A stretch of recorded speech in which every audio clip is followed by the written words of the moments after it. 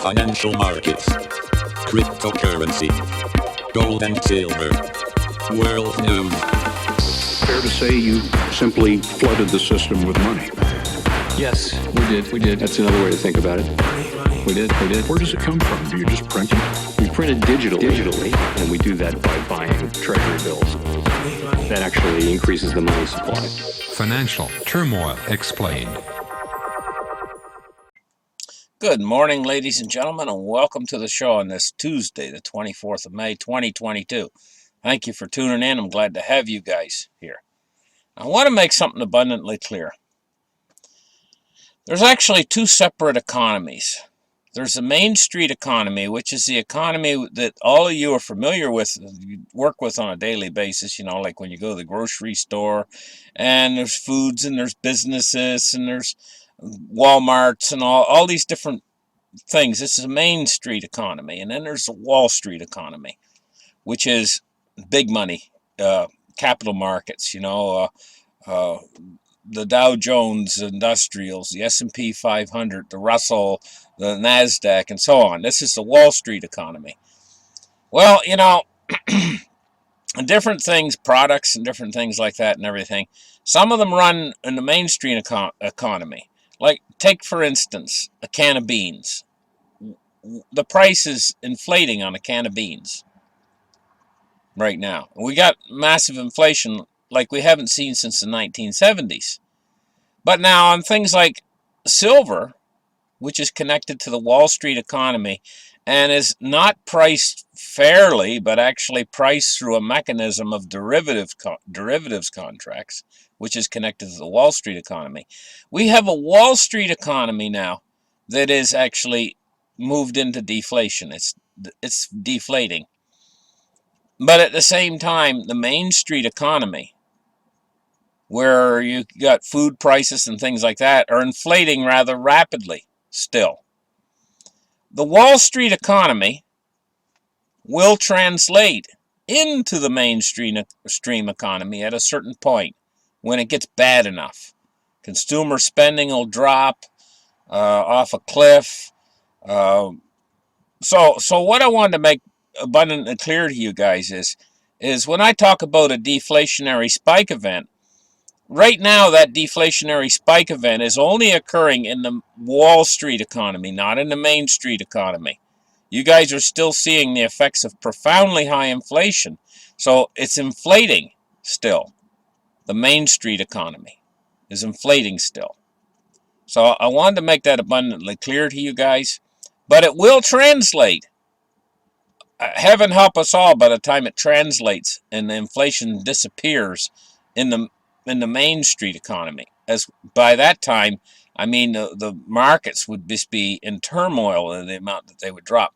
But I don't think it's going to get that far. I don't think that the Federal Reserve is going to let it go that far. I think that when the markets start to fall below 30,000 on the Dow, I think that they're going to get on very shaky ground, the Fed and the things that they're trying to do. Because basically, I think really what they're trying to do is mostly use their mouths, the things that they say, in order to drive down inflation, rather than what they do. Because all they've done so far is they've raised interest rates by 75 basis points. That's not even 1%. We're still at historically low rates, and they're still stimulating the economy.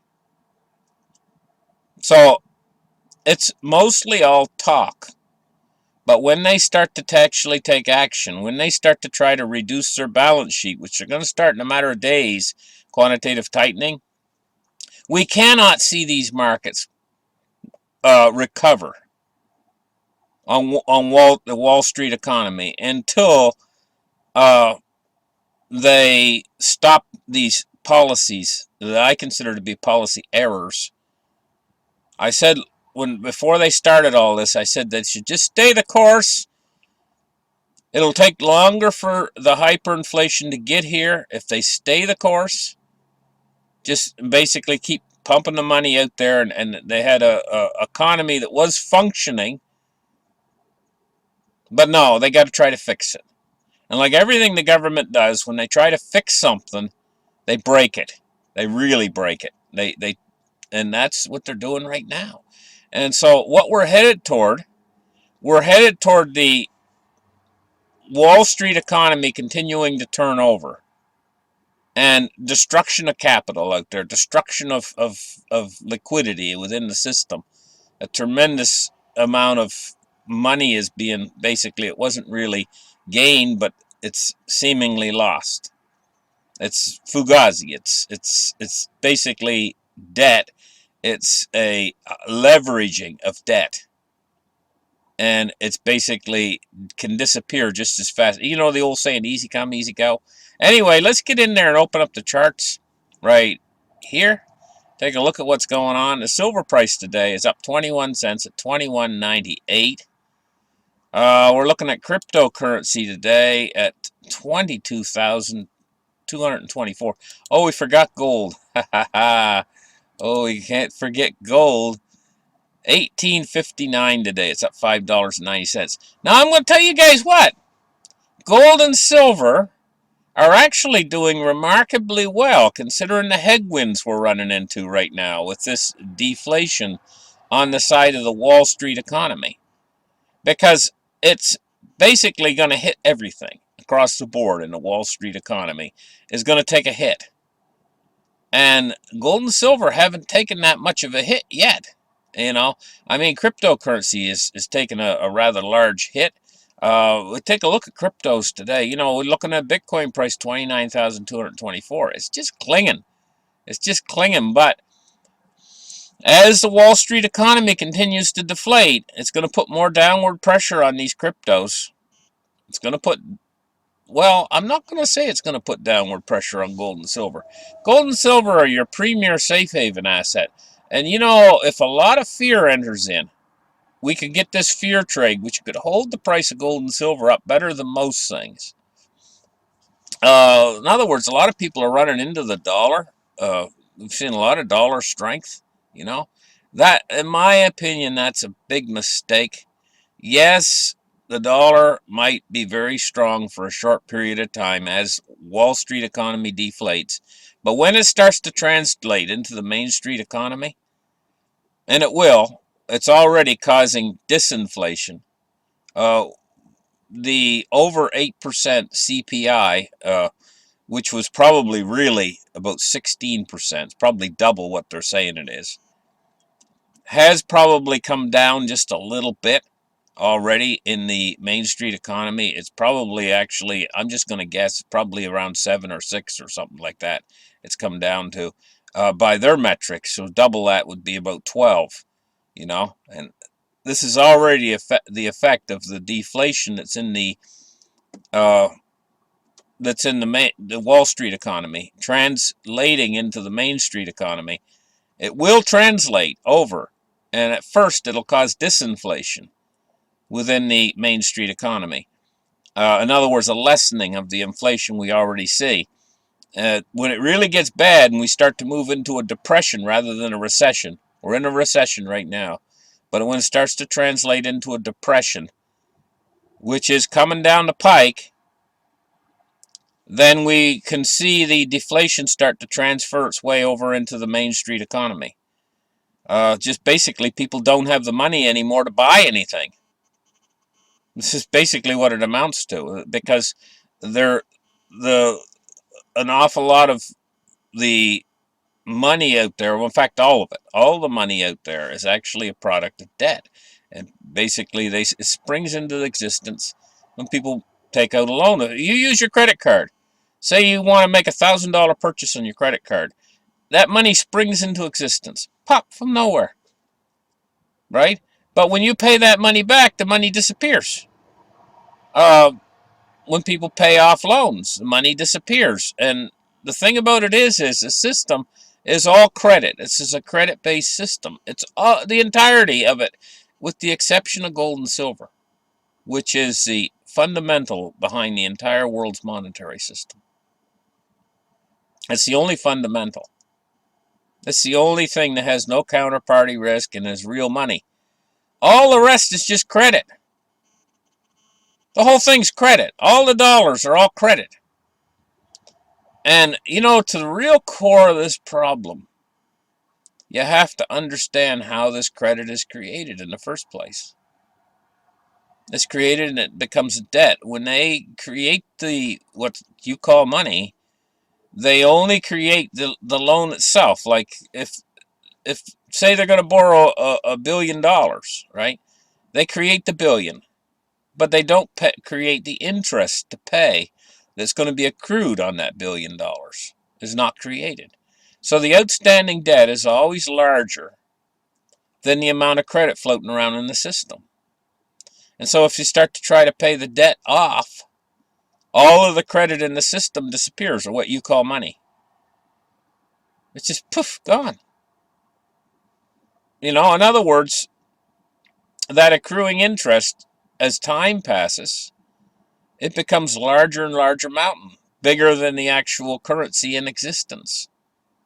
So if you took all of the fiat dollars that are in existence and tried to pay off the debt, it would just all be gone. Like the U.S. debt, it's obvious, it's over $30 trillion.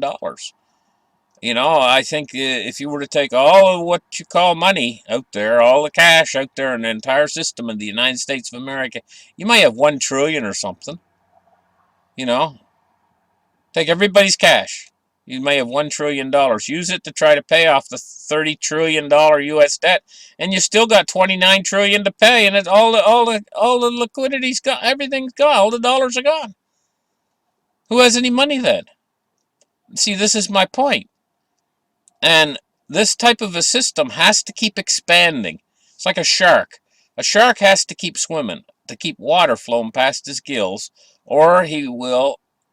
That's how they breathe. Or he'll die. Has to keep swimming all the time to keep the water flowing by his gills. He gets the oxygen out of the water, And this is the way with this system. It has to keep constantly moving forward, creating new credit, and not paying off the debt that's in the past. And the debt just keeps getting larger and larger and larger, and the dollar keeps getting worth less and less and less. But this is not a static thing. It's not moving along at a certain pace where it could continue way off into the future. This is on an exponential. And what that means is it always requires more and more and more, bigger and bigger loans from the government. You notice how if you were to go back to like the 1940s, they might borrow $1 billion. Now they borrow $1 trillion. That's 1,000 times $1 billion to do the same thing. And it's the same way. You watch your money. There was a time when I was a kid, and kids would want to pick up a penny on the ground because it was worth something. Now it's worth almost nothing. And this is going to continue at an ever faster pace. And this is math. It's built into the system. The system is a Ponzi scheme, and this system cannot go any other direction except inflation, other than a complete and utter crash that would turn us into a Mad Max world. So you got on one side, you got Mad Max world. If you decided to try to deleverage this entire system, you get Mad Max world. You can't go there. No politician's going to go there. None of them are going to let that happen. And the only other direction is to keep expanding the credit. And keep expanding, you're going to keep seeing the dollar be worth less and less and less and less. It gets to a certain point where people say, hey, I'm not going to keep these dollars. I don't have faith in them anymore. I'm just going to go out and spend them as quick as I get them. We're almost getting to that point. And that's when it really accelerates. That's when the whole house of cards comes down. It's called hyperinflation. But this time is unlike any other time in history. This is going to be a worldwide hyperinflation with all of the fiat currencies involved in every single country on earth, all going down together. And of course, the dollar's the last one to go, because the dollar is the premier. It's the big boy. It's where they all run to in times of trouble with all these other fiat currencies. The dollar's the best one. You've heard them describe it as the best horse in the glue factory. In other words, saying it's not not saying much for it, but it's the best one of them all. It's the premier one. And so it's the one that holds value the most until the very end. When it loses value, they all lose value together. They're all going to go down in a burning ball of flames.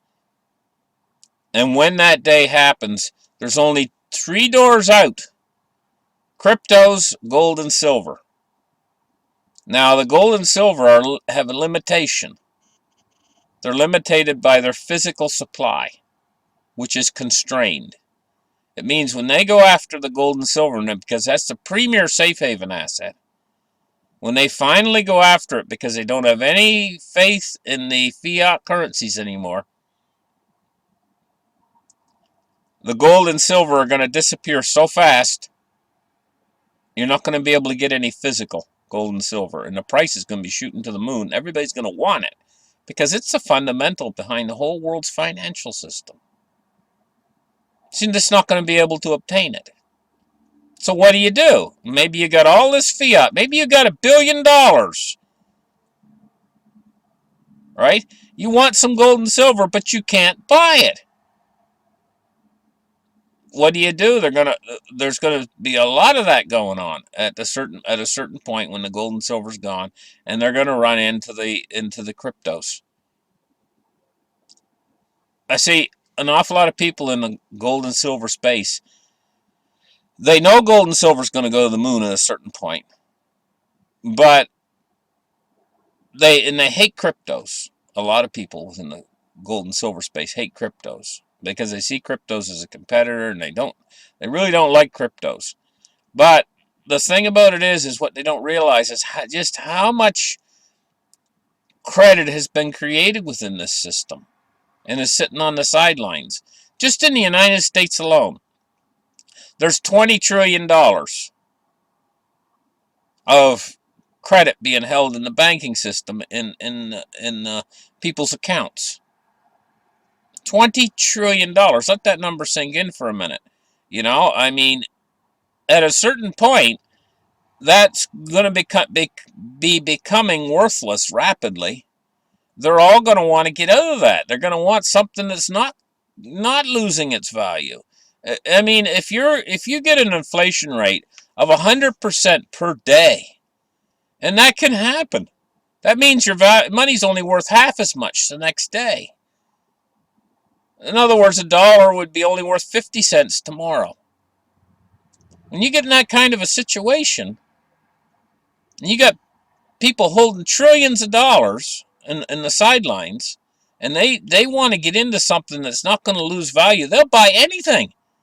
Because anything you buy that's real and you can hold in your hand is better than $1 that's losing value that quickly. And this is what happens in hyperinflation. They spend the money as fast as they get it because they know within 1 hour prices can move 10%. Just in an hour. So the person gets paid, or a person goes to the bank. They want to move that money. They don't want to hang on to it. It's like a hot potato. Get rid of it fast as you can. Buy something that's not going to lose its value. I'll give you an example. I heard this example a while ago. I think it was from John Williams over at Shadow Stats. He gave an example of what happened during a German hyperinflation. He said that there was a guy who went out and bought a bottle of expensive wine that night. This is in Germany, of course, during the Weimar Republic. He bought an expensive bottle of wine that night. And he drank it, of course, that night. I guess there's a lot to drink for when you're in a hyperinflation. A lot of people drink, I mean, it's a way to try to, they need a stiff drink. So anyway, he drank the bottle of wine. The next morning, they buy the glass from the bottle. The glass from the bottle was worth as much as he paid for the wine the night before. So it's like he got the wine for free because the glass in the bottle was the same price. That's how much it just moved over that period of that night. In other words, the currency was losing value.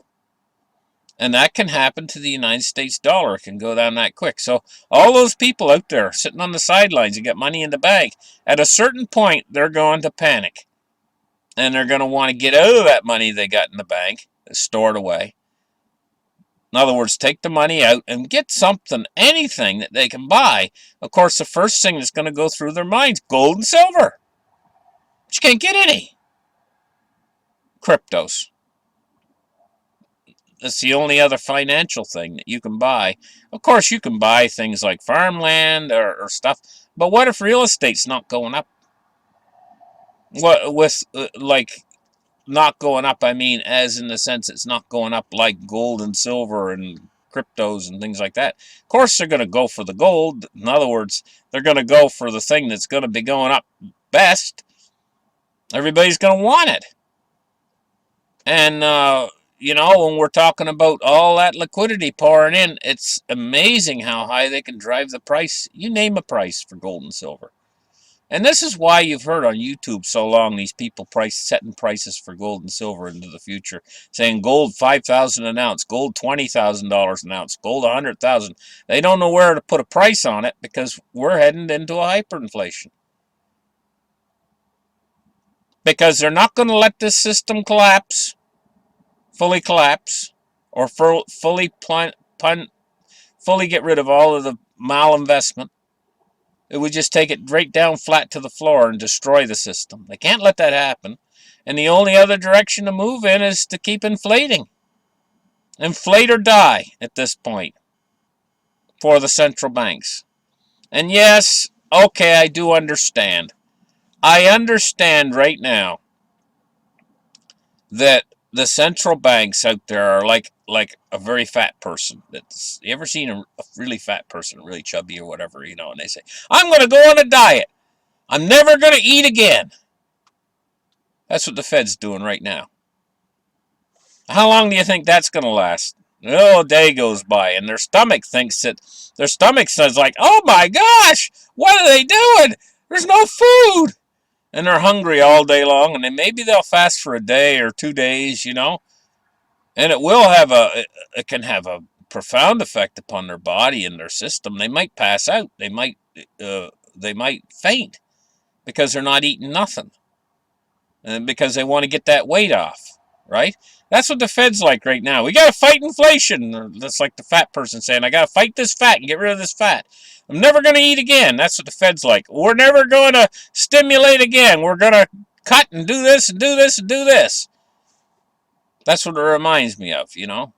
How long is that diet going to last? I mean, it's not sustainable. A person can't say, well, I'm never going to eat again. I'm going to lose this weight because I'm never going to eat again. That ain't going to work. And it's like the Fed right now with their little diet farce. It's the same thing.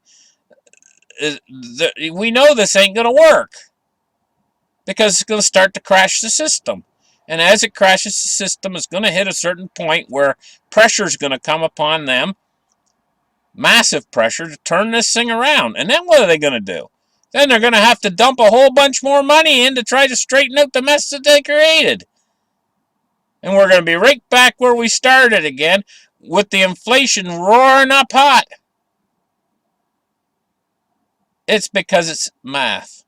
Anyway, I've had my little tirade here. Bitcoin price, and now we're back and taking a look at the Dow Jones. It's down 166 points. Let me refresh the page. Down 180 at 31,699. This market cannot recover until they stop their dieting, basically. Until they go off their diet again. As long as they're on this diet, this market will not recover. Let's take a look now at crude oil at 110.38. Move index today, 110.19. Okay, and now bonds and rates. So we're looking at quite a large move down in yields today. You know, we're looking at a 10-year at 2.75. It's moved down 10 basis points, which is a lot. U.S. 30-year at 2.98. It's moved down 8.5 basis points. So they're pouring into bonds. Bond yields are falling. Yeah. Anyway, listen, guys. There's a dollar index at 101.72.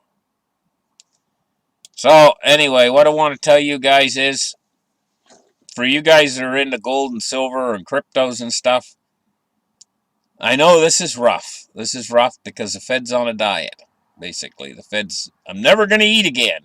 I'm going to lose all this weight. They're on their diet. But they're going to hit the wall. Just like every dieter that's ever decided to do that. You get a dieter and they say, hey, you know, I'm never eating again. They're going to eat again. They're going to eat again. You know it. We know it. And we know the Fed is going to go back to stimulus again. Because it's just going to keep collapsing and collapsing until it forces them back to stimulus again. You know, and let's just not hope they don't push it too far and we get into some sort of a collapse that they can't even control. As they are playing with fire. I'll catch you guys in the next show, and you guys have a great afternoon. Bye-bye.